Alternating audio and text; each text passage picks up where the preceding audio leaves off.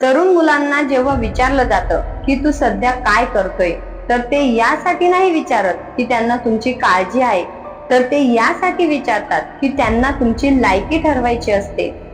तुम्ही सांगा नोकरी करतोय, तर लगेच विचारतील पगार किती मिळतो. तुम्ही सांगा दुकान आहे माझं, तर विचारतील गल्ला किती होतो. तुम्ही सांगितलं शेतकरी आहे, तर विचारतील जागा किती आहे, जमीन किती आहे. तुम्ही सांगा नोकरीची तयारी करतोय, तर विचारतील किती अटेम्प्ट झाले. आणि जेव्हा त्यांना हे लक्षात येईल की तुमची पैशांची लायकी त्यांच्यापेक्षा कमी आहे, तर लगेच मनात खुश होऊन खोटी आज दाखवून पुढे निघून जातील. लोकांना तुमचे कष्ट, तुमची मेहनत याच्याशी काही देणं घेणं नाही. त्यांचे लक्ष आहे ते फक्त तुमच्या रिझल्टवर. अशा वेळी फक्त एक काम करायचे, आपण काय करतोय हे जगाला समजवण्यात वेळ घालवू नका.